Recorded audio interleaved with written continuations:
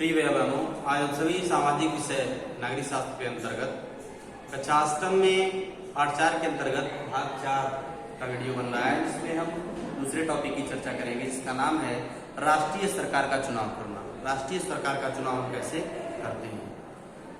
भारतीय संसद में आप जानते हैं कि राष्ट्रपति और 2 सदन होते हैं। भारतीय संसद में राष्ट्रपति यानी संसद के 3 अंग होते हैं। कौन कौन से? संसद के अंग, पहला है राष्ट्रपति, दूसरा है लोकसभा और तीसरा है राज्यसभा। इस प्रकार से संसद के 3 अंग कौन से हुए? लोकसभा, राज्यसभा और राष्ट्रपति। लोकसभा चुनाव के बाद सांसदों को एक सूची बनाई जाती है। सांसदों की एक सूची बनाई जाती है। इससे पता चलता है कि किस राजनीतिक दल के कितने सांसद हैं। किस राजनीतिक दल के कितने सांसद हैं।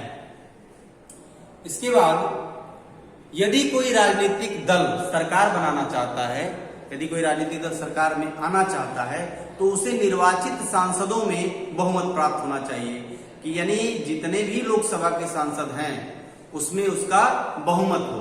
यानी यदि 100% माना जाए इन पूरे लोकसभा की संख्या, तो इसमें इसका जो प्रतिशत हो वह 50 से 51%, यानी 51% उसके पास वोट होना चाहिए लोकसभा में। तब वह क्या होगा? बहुमत सिद्ध कर पाएगा। चूंकि लोकसभा में कुल 543 निर्वाचित सदस्य हैं और 2 मनोनीत सदस्य होते हैं, यानी 545। 2 मनोनीत सदस्य होने के साथ कितने होंगे? 545। इसलिए बहुमत हासिल करने के लिए लोकसभा के किसी भी दल के पास कम से कम 272 सदस्य होने चाहिए। ठीक है। अब इसमें टोटल जो संख्या होती है लोकसभा में 545, इसमें 2 मनोनीत सदस्य हैं, मनोनयन किए जाते हैं। ठीक, 545 में, और बाकी 543 होते हैं। अब इसमें लोकसभा में कुछ सरकार बनाने के लिए 272 सीटों की आवश्यकता है। यदि कोई राजनीतिक दल सरकार बनाना चाहता है तो उसको 272 सीटों की आवश्यकता होगी। और संसद में बहुमत प्राप्त करने वाले दल या गठबंधन का विरोध करने वाले सभी राजनीतिक दल विपक्षी दल कहलाएंगे। यानी कि जो इसके अपोज में बैठेगा 272 के, तो आप 272 का दूना कर लीजिए। 272 का दूना कितना होगा? तो 272 का दूना 544। 272 का दूना 544 होगा, जो की संख्या कितनी है आपको हमने बताया? 545, यानी एक कम है इससे। यानी यदि आप 272 भी लाते हैं तो आप बहुमत में आराम से आ जाएंगे। प्रतिशत निकालेंगे तो 50 से अधिक आएगा। यानी कि जो 272 आएगा वो सत्ता पक्ष का व्यक्ति होगा, और जो 272 से कम होगा वह किस पक्ष का व्यक्ति होगा? विपक्ष का व्यक्ति होगा। कार्यपालिका का चुनाव करना लोकसभा का एक महत्वपूर्ण काम होता है। जैसा कि आपने पहले अध्याय में पढ़ा था कि कार्यपालिका ऐसे लोगों का समूह होती है जो संसद द्वारा बनाए गए कानून को लागू करने के लिए मिलकर काम करते हैं। कार्यपालिका क्या होती है? कि ऐसे लोगों का समूह जो संसद द्वारा बनाए गए कानून, संसद जो कानून बनाती है, जो प्रतिनिधि उसमें चुनकर हम भेजते हैं, वो जो कानून बनाती है वो मिल करके क्या करते हैं? वो मिल करके उस कानून को बनाने या उसकी प्रक्रिया में भूमिका निभाते हैं। उसको कानून बना करके न्यायपालिका को सौंप देते हैं। जब हम सरकार शब्द का इस्तेमाल करते हैं तो हमारे जेहन में अक्सर यही होता है कि सरकार का मतलब कार्यपालिका। राष्ट्रपति क्या करता है कि अपने कार्यों को देखने के लिए प्रधानमंत्री की नियुक्ति करता है, जो मंत्रियों में प्रधान होता है। भारत का प्रधानमंत्री लोकसभा में सत्ताधारी, जिसकी सत्ता होती है, उस दल का मुखिया होता है। प्रधानमंत्री अपने दल के सांसदों में से मंत्रियों का चुनाव भी करता है, जो प्रधानमंत्री के साथ मिलकर फैसलों को लागू करते हैं। ये मंत्री जैसे कि इनको हम कहते हैं शिक्षा मंत्री, वित्त मंत्री, इत्यादि विभिन्न मंत्रालय के मंत्री नियुक्त किए जाते हैं जो सरकारी कार्यों का जिम्मा संभालते हैं। हाल के सालों में काफी बार किसी एक राजनीतिक दल को बहुमत नहीं मिल पाया, जो कि सरकार बनाने के लिए एकदम जरूरी था। ऐसी सूरत में कई राजनीतिक दल मिलकर के एक गठबंधन सरकार बना लेते हैं और साझा मुद्दों पर काम करने लगते हैं। इसको कहते हैं सत्ता की साझेदारी। ठीक, जैसे राज्यसभा में मुख्य रूप से देश के राज्यों के प्रतिनिधि के रूप में काम करती है और राज्यसभा कोई भी कानून बनाने का प्रस्ताव पेश कर सकती है। किसी विधेयक को कानून के रूप में लागू करने के लिए यह जरूरी है कि उसे राज्यसभा की मंजूरी मिल चुकी या उस कानून को राज्यसभा की मंजूरी मिल चुकी हो। यदि मिल चुकी है तो कानून बनाने की प्रक्रिया में आगे बढ़ सकता है। इस प्रकार राज्यसभा की भी बहुत महत्वपूर्ण भूमिका होती है कानून के निर्माण में। संसद का यह सदन लोकसभा द्वारा यह पारित होता है और पारित होने के बाद जो राज्यसभा होती है वो क्या करती है, जो कानून बना है उसकी समीक्षा करती है और अगर जरूरत हुई तो उसमें संशोधन भी करता है। यानी राज्यसभा के जो सदस्य होते हैं, इनके सदस्यों का चुनाव विभिन्न राज्य में जो विधानसभाएं होती हैं, जो विधायक चुनकर जाते हैं विधानसभा में, विधानसभाओं के निर्वाचित सदस्य करते हैं। राज्यसभा में 243 निर्वाचित सदस्य होते हैं। ठीक, और 12 सदस्य राष्ट्रपति की ओर से मनोनीत किए जाते हैं उसमें बैठाने के लिए। जिस प्रकार से यहां मनोनीत किया गया 2 सदस्य। ठीक,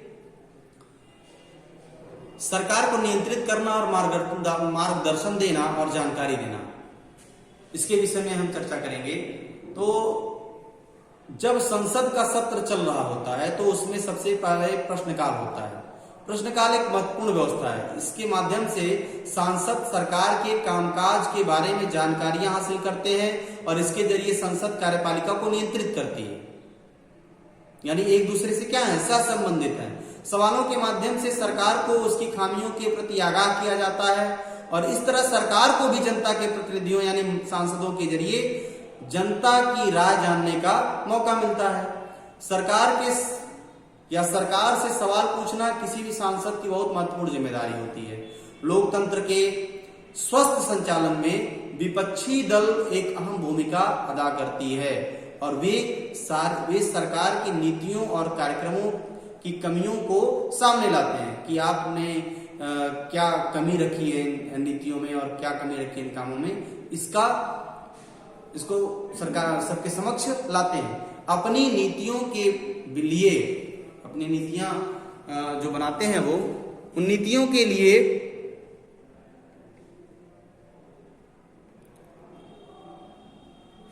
जन समर्थन जुटा सकते हैं, वो नीतियों के लिए जन समर्थन भी जुटा सकते हैं। इस प्रकार से सरकार को नियंत्रित करना और सलाह देना और जानकारी देना किसका काम है, विपक्ष का काम है।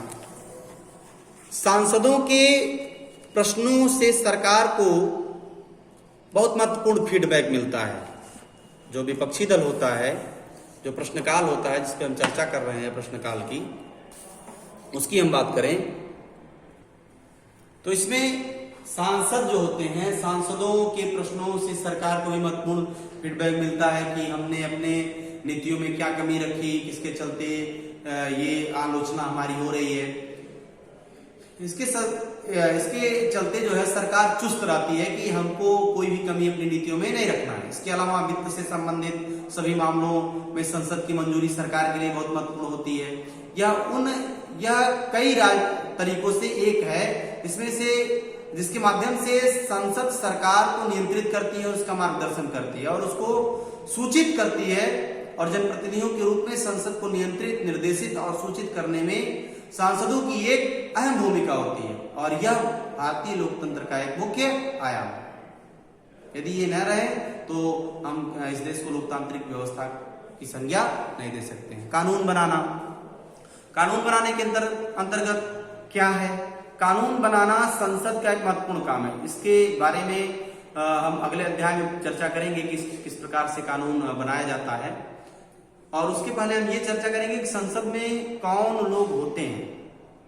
संसद में कौन लोग होते हैं? संसद में विभिन्न पृष्ठभूमि वाले लोगों की संख्या बढ़ती जा रही है। उदाहरण के लिए जैसे ग्रामीण पृष्ठभूमि वाले सदस्यों की संख्या पहले से ज्यादा है। बहुत सारे क्षेत्रीय दलों के सदस्य भी अब बढ़ गए हैं।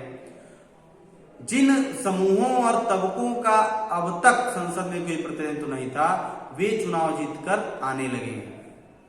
दलित और पिछड़े वर्गों को की राजनीतिक हिस्सेदारी भी बढ़ी है। यह क्यों बढ़ी है?